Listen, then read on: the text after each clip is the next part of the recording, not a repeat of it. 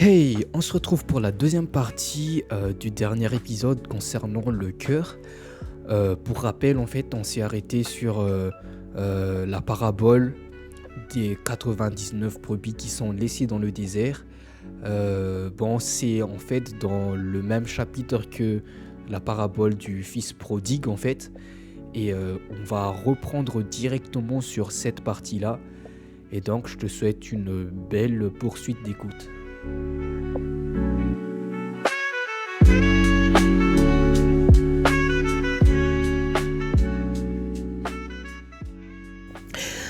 Ce petit passage-là, je pourrais l'intituler «Laissé dans le désert».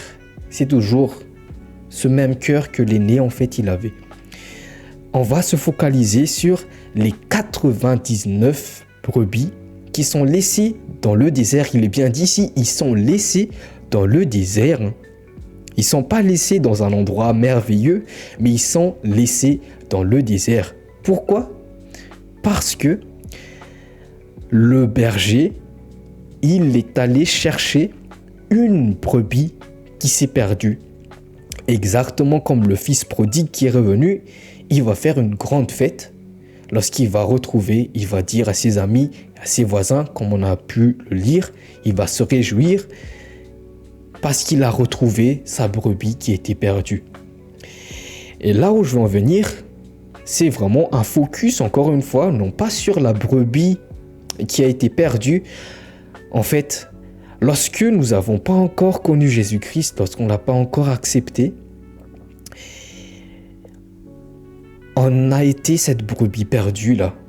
Et parfois, on veut toujours être cette brebis perdue là. Tu sais, cette brebis pour qui on a besoin, qu'on prend soin de nous, pour laquelle on a envie en fait que, voilà, moi j'ai envie que tu sois au petit soin avec moi. Et oui, en fait, on ne se rend pas compte, mais Dieu, il est vraiment au petit soin avec nous tous les jours de notre vie. Ça, je peux t'assurer qu'il faut vraiment qu'on ait les yeux ouverts, en fait, mais il le fait tous les jours, du moment où tu te lèves jusqu'au moment où tu t'endors, et dans ton sommeil, il continue encore à prendre soin de toi, même quand tu pèches, même quand tu fais n'importe quoi, même quand tu ne veux pas de lui, il est encore là, il veille encore sur toi. Regarde, si tu as la chance d'être en bonne santé, par exemple, ne serait-ce que ça. Si tu as la chance de te lever ce matin, ne serait-ce que ça, de respirer, de manger à ta faim, ou de manger tout court. En fait, il y a des personnes qui ne mangent pas. Mais tu es là aujourd'hui. Donc Dieu, il continue vraiment à prendre soin de nous tous les jours. Mais là, il est écrit que, voilà, il a laissé les 99 autres brebis dans le désert pour aller retrouver la brebis qui s'est égarée. J'ai envie de te dire aujourd'hui que tu n'es plus la brebis égarée, mais si tu as accepté Jésus-Christ, tu es parmi les 99 autres brebis dans le désert. C'est dur à prendre ça, que waouh, en fait, une fois que j'ai accepté Jésus-Christ, il ne m'a pas mis dans un endroit fabuleux, il ne m'a pas mis dans un endroit spectaculaire, dans un endroit où tout est confortable, où coule le miel et le lait. En tout cas, c'est pas clairement ce que je vois dans le physique, dans le matériel. Mais moi, ce que je vois, c'est que je suis dans le désert. En fait, c'est ça. Et une fois qu'on accepte Jésus-Christ, en fait, c'est pas dans le jardin d'Éden où il y a un vert pâturage qu'il a mis les 99 autres brebis, mais il a décidé de le mettre dans le désert. Pourquoi dans le désert ? Waouh! Des fois, on se dit, mais moi, je suis dans le désert, mais pourquoi ? Et moi, j'ai envie de dire, en fait, c'est exactement, en fait, c'est pas pour rien en plus, je crois, si vraiment ces passages-là sont côte à côte de l'enfant prodigue et de cette parabole-là de la brebis perdue, parce que ça veut exactement dire la même chose. Lorsque nous sommes dans le désert, parfois, ça a vocation de nous construire, de nous rendre compte de quelque chose. Ça, c'est d'un côté, mais d'un autre côté, il faut aussi qu'on se rende compte que si on est dans le désert, en fait, c'est parce que il y a notre berger, notre bon berger, qui est en train de chercher de toutes ses forces cette brebis qui s'est perdue.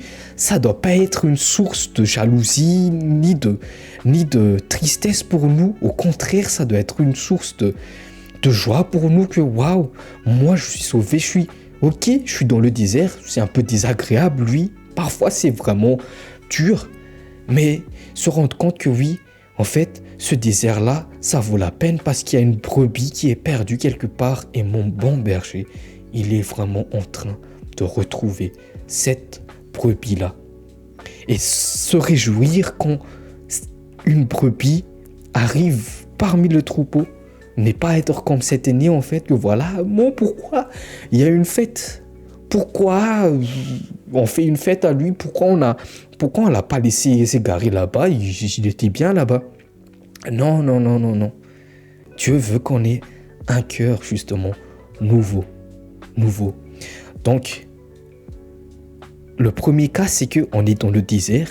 Il y a sujet à se réjouir lorsqu'on est dans le désert parce que notre bon berger, Jésus-Christ, est en train d'œuvrer de toutes ses forces. Et même en nous utilisant, on est dans le désert, mais on nous sommes aussi des outils qu'il utilise pour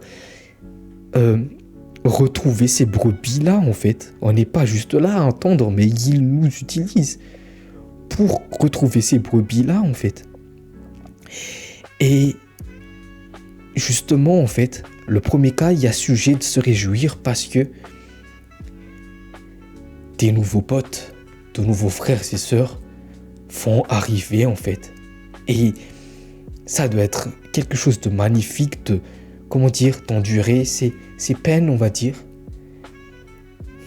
Ne serait-ce que pour une âme qui a été sauvée. Tu sais, t'imagines si toi, tu n'as jamais connu Jésus-Christ, si jamais tu n'as jamais entendu la bonne nouvelle, combien, aujourd'hui, compare juste, combien t'aurais voulu qu'on te dise ça, qu'on te dise la bonne nouvelle de Jésus-Christ qui est mort pour toi. Et il y a des personnes qui ont tellement soif. Est-ce que tu aurais aimé, toi, être laissé dans ces états-là? Bien sûr que non. Moi, j'aurais bien voulu qu'on me dise, j'aurais aimé. Bon, pour ça, moi, on m'a toujours dit, du coup, moi, c'est un peu, on va dire, exception, par la grâce de Dieu. Mais vraiment, il y a des personnes qui ont soif de ça, ont soif de liberté, ont soif d'être sauvées, en fait. Et ayant ce cœur qui est en compassion aussi, que ça vaut la peine d'être dans ce désert pour une âme qui ne connaît pas encore Jésus-Christ. Pour une âme qui ne connaît pas encore Jésus-Christ. Il est écrit dans Romains chapitre 8, je pense, que la souffrance que nous endurons aujourd'hui n'est vraiment pas semblable à la gloire qui nous attend. Une gloire qui peut déjà être visible. Parfois, moi, quand je vois des personnes qui ont accepté Jésus-Christ dans leur cœur, il y a quelque chose que je ne peux pas expliquer en moi. J'ai envie de pleurer, de joie en fait. Je suis tellement sensible à ça, c'est quelque chose que j'arrive pas à expliquer, mais quand je vois des témoignages des gens, comment ils ont rencontré Jésus, il y a cette paix en moi en fait qui me dit waouh, c'est tellement beau. Et la souffrance qu'on peut vivre parfois dans le désert en fait, ça vaut la peine, ne serait-ce que pour cette joie-là. C'est pas semblable à cette joie-là. Tu vois, c'est déjà visible sur terre, mais ce sera d'autant plus réel en fait lorsque Jésus-Christ vraiment arrivera sur les nuées. Et ce sera une joie encore beaucoup plus grande de le regarder, de voir waouh, ça valait la peine. Ça valait la peine d'attendre, ça valait la peine d'être dans le désert en fait. Parce que la joie, la gloire qui nous attend est pas comparable en fait à ce qu'on est en train de vivre sur le moment. Le deuxième cas, pourquoi on doit se réjouir lorsqu'on est dans le désert en fait, c'est assez simple et difficile en même temps.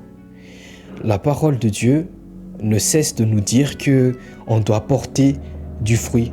Désolé pour le bruit, il y a des gens qui percent des choses en fait. Il y a des gens qui font des travaux dans les appartements voisins, donc voilà. Bon, je reprends.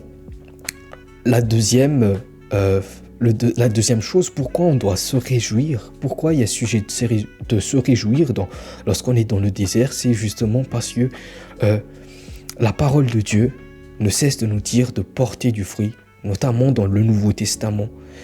Jésus, il dit que si on est séparé de lui, en fait, on ne peut pas porter du fruit.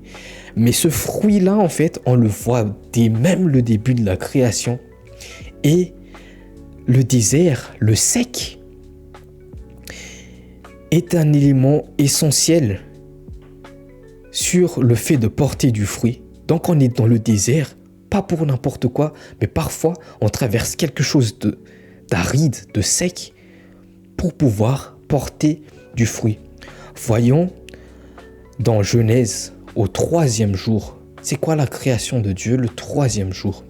Il dit, Genèse chapitre 1, versets 9 à 13, au nom de Jésus, Dieu dit, que les eaux qui sont au-dessous du ciel se rassemblent en un seul lieu et que le sec paraisse. Et cela fut ainsi. Dieu appela le sec terre, et il appela la masse des eaux mer. Dieu vit que cela était bon. Puis Dieu dit que la terre produise de la verdure, de l'herbe portant de la semence, des arbres fruitiers donnant du fruit selon leur espèce et ayant en eux leur semence sur la terre. Et cela fut ainsi. La terre produisit de la verdure, de l'herbe portant de la semence selon son espèce et des arbres donnant du fruit et ayant en eux leur semence selon leur espèce. Dieu vit que cela était bon. Ainsi, il y eut un soir, il y eut un matin. Ce fut le 3e jour. Amen. Tu vois, au verset 9, Dieu ordonne que le sec apparaisse. En fait, la terre était remplie d'eau. Et puis Dieu dit que le sec apparaisse. Et c'est seulement quand le sec apparaît que la terre, du coup, pouvait produire des fruits, de la verdure, de l'herbe portant de la semence, des arbres fruitiers, donnant du fruit selon leur espèce et ayant en eux leur semence sur la terre. Tu vois, il fallait absolument que Dieu ordonne qu'il y a le sec d'abord, qu'il appelait ce sec-là terre, que sur cette terre-là, qu'il a asséché, que les fruits ont pu naître, ont pu pousser en fait. Donc, on n'est pas dans le désert par hasard non plus. On est dans le désert, premièrement parce que notre bon berger est en train de travailler. Et même dans son travail, il nous utilise aussi parce qu'il y a des brebis qui sont encore égarées. Il y a des brebis qui ne le connaissent pas encore. Donc, ce désert-là, c'est physiquement un désert. Mais en fait, si on le regarde dans le spirituel, c'est exactement le meilleur endroit où on peut être. Comme l'aîné, en fait, qui est auprès du Père. C'est exactement le meilleur endroit où il peut être. Parce que toutes ces brebis qui s'égarent, quelque part, tôt ou tard, ils vont se rendre compte, en fait, que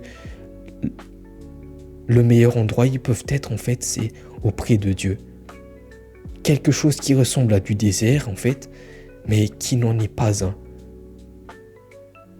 J'espère que tu comprends ce que je suis en train de te partager. Et c'est pas trop quelque chose qui va t'embrouiller en fait. Mais voilà. Parfois, et l'autre cas du coup, pourquoi il faut se réjouir, c'est parce que on doit passer par le désert pour porter du fruit. Exactement comme Dieu, il a décidé que les fruits poussent le 3e jour. Il a décidé que le sec apparaisse d'abord et c'est là que des fruits, de la verdure puissent pousser, des arbres fruitiers puissent pousser de la terre. Donc voilà, pour porter du fruit, il faut passer par le sec. Et lorsqu'on va traverser ce désert-là, parce que moi, je peux dire que j'ai passé un petit désert ces quelques dernières années, on va dire. C'est... En fait, lorsqu'on est dans le désert, on va vraiment chercher de l'eau à tout prix. Mais cette eau-là, c'est pas de l'eau comme on va boire de l'eau physique, quoi. Mais la parole de Dieu dit que Jésus-Christ est l'eau vive, la source d'eau vive. En fait, on va le chercher dans ce désert-là. Et c'est lui qui va nous abreuver par son esprit qui... Si on n'a pas son esprit, en fait, on peut pas produire du fruit.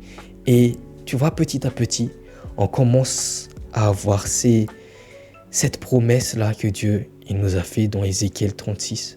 Je vous donnerai. Je mettrai en vous un esprit nouveau. Passer dans le désert va nous donner une soif. Passer dans le désert va nous faire raccrocher à cette source d'eau vive. Et va nous permettre en fait de justement être abreuvés. Et oui, c'est clairement ça. Je répandrai sur vous une eau pure et vous serez purifiés. Je vous purifierai de toutes vos souillures et de toutes vos idoles. Passer dans le désert, c'est tout ça.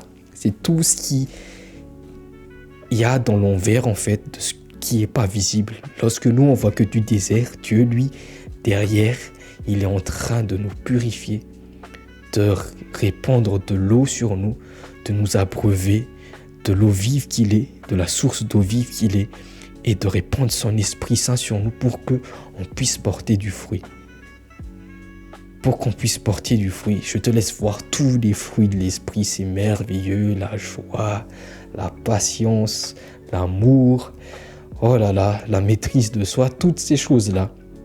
Parfois, on dirait que ça prend du temps, mais quand est-ce que ce cœur-là, il va apprendre?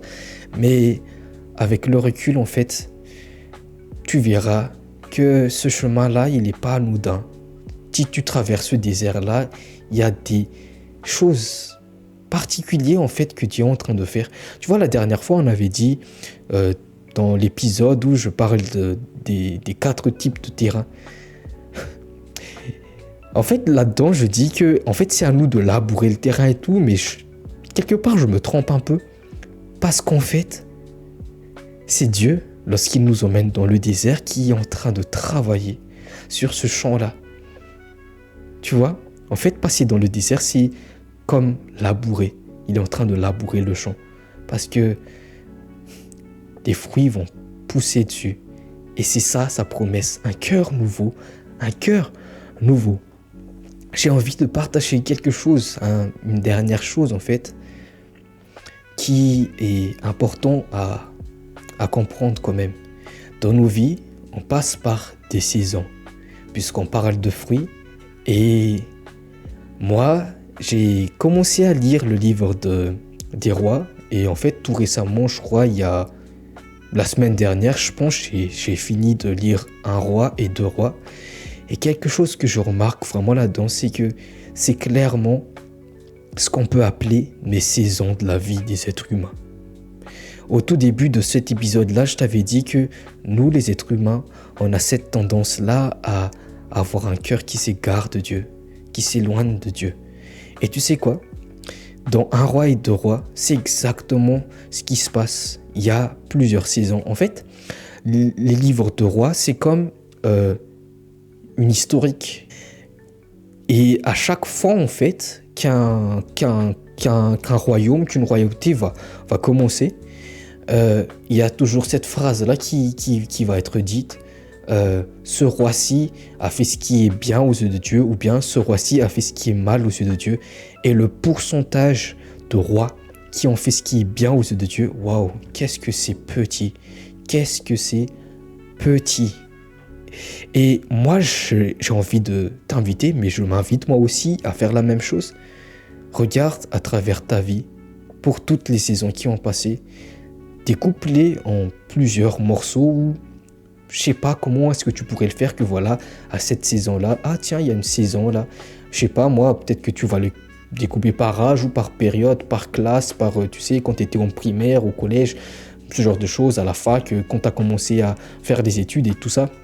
Je sais pas de quelle manière est-ce que tu vas les faire.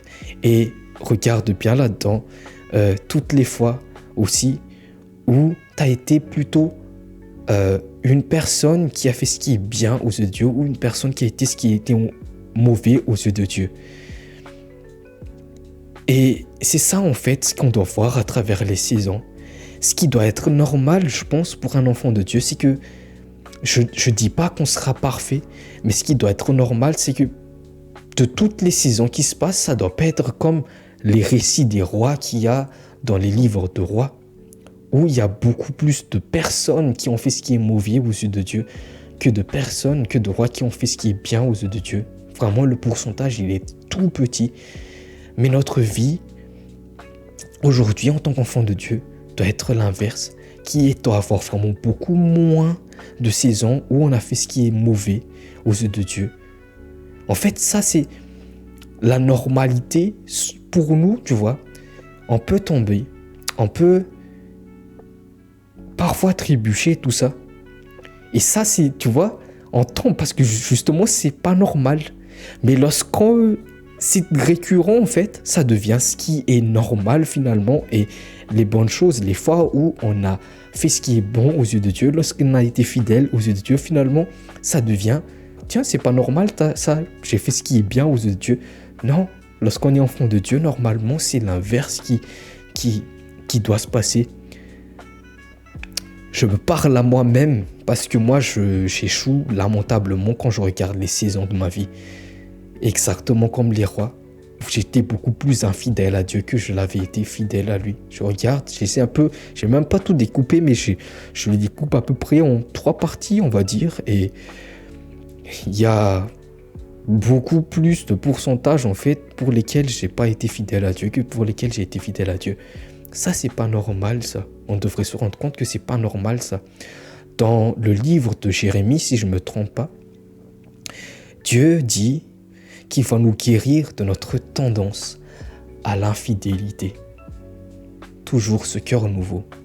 Un cœur il veut en fait qu'on ait un cœur qui soit vraiment sensible à sa voix, qui soit auprès de lui, pas seulement une bouche qui parle, qui l'honore, mais un cœur qui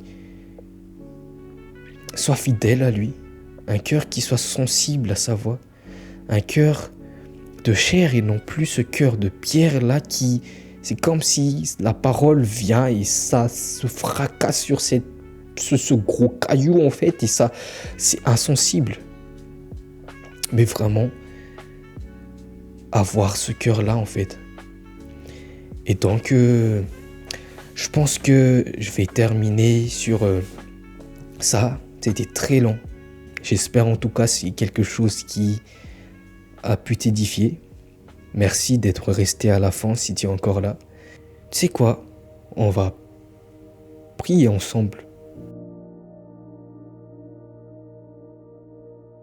Seigneur, nous sommes vraiment imparfaits. Mais Jésus, tu as promis quelque chose dans ta parole, que tu nous donnerais un cœur nouveau. Merci Seigneur Jésus pour cette belle journée que tu nous donnes. Merci pour l'opportunité, Seigneur Jésus, d'être là aujourd'hui. Seigneur, nous voulons te croire, Seigneur, lorsque tu nous dis que tu vas ôter notre cœur de pierre, Seigneur Jésus, pour nous donner un cœur de chair, qui soit capable d'être sensible à ta voix, de t'aimer, Seigneur, d'aimer comme toi, d'aimer nos prochains, Seigneur, comme toi, qui puisse vraiment, Seigneur, se réjouir dans toutes les saisons de notre vie, Seigneur, s'attacher à toi. Et Seigneur Jésus, nous ne pouvons rien faire sans toi. Parce que toi, Seigneur Jésus, tu es le cep. Et nous sommes des sarments et sans toi, nous ne pouvons pas porter du fruit. Et pourtant, tu désires tellement, Seigneur Jésus, que l'on porte du fruit. Parfois, nous passons par des moments difficiles, le désert et des épreuves, Seigneur Jésus. Et on ne comprend pas tout, Seigneur. Mais aujourd'hui, tu nous montres que l'envers du désert, Seigneur, est bien plus profond que nous ne pouvons le voir. Merci Jésus pour ta parole et que toute la gloire te revienne. Et aussi, Seigneur Jésus, bénis cette personne qui entend ce partage aujourd'hui, que son cœur, Seigneur Jésus, soit ouvert à toi Et si elle ne te connaît, il ou elle ne te connaît pas encore, Seigneur, vraiment que toi seul, Seigneur, puisse vraiment toucher son cœur. Moi, je peux dire des mots, ce genre de choses, mais il n'y a que ton Esprit Saint, Seigneur Jésus, qui peut toucher, qui peut transformer les cœurs. Donc voilà, montre-lui ton amour, Seigneur Jésus, ouvre ses yeux et que ta gloire, Seigneur Jésus, se révèle sur sa vie, sur nos vies, à tous en fait, Seigneur Jésus. Et voilà, au nom de Jésus-Christ. Amen. Je te souhaite une excellente journée et n'oublie surtout pas que Jésus t'aime.